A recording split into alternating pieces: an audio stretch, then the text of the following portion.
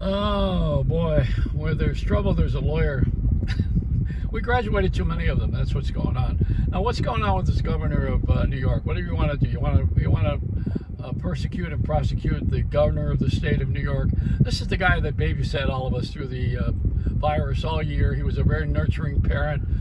He got into a little bit of a jam with bad judgment on the reporting of the homes of old people being shoveled in and not being accounted for.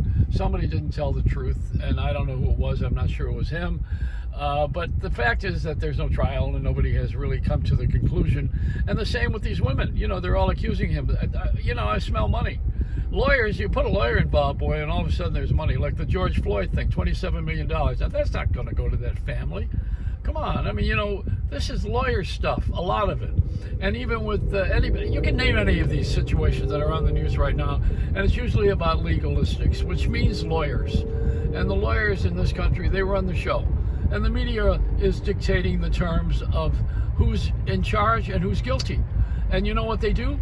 They fill time with finding fault. And then when you get everybody to join in too, you get people who really want to be a part of it, and they want to get their 2 cents in, or 4 or 8 cents. And people are really when they can't have what they want you to not have what you have. There's a difference between jealousy and envy. Envy is when you have something that I want. Jealousy is when I don't want you to have it. There's a difference. So we got to learn what we're doing here. And we don't think globally. We're not supposed to think globally. You got to think locally. Think about your family. Think about your own health. Think about your town, your city. Think about where you live. I don't want to sound like Biden, but we all got to get together with this thing. And I'll tell you something: the COVID virus is not global. It's a global virus for everybody, and in the sum of things, but it's actually a personal disease. You get it. It's you. It's not global.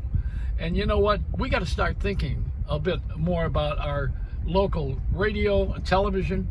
We got to start putting things on the air locally, like the music from the cities that we live in, the people who work in the cities, the stores that need to advertise, and people running for office. We need to restore 2 things. The ownership of radio and television stations used to be the 777 rule.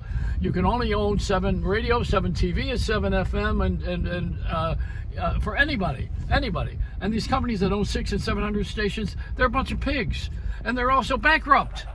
iHeart is bankrupt, and so is Cumulus. They're both bankrupt. So one of the things that we want to do is to move ourselves into a place where we can have some sanity, and I think we're going to have it pretty soon. I'm going to help change the laws too, and one of the laws that we have to change is the thing that we're doing right now with running for office. We need the equal time law. Anybody should be able to run for office who's qualified. It should have nothing to do with your wealth or a party backing you up. It has to do with your desire and your ability to govern, and the way that you can learn is by paying attention.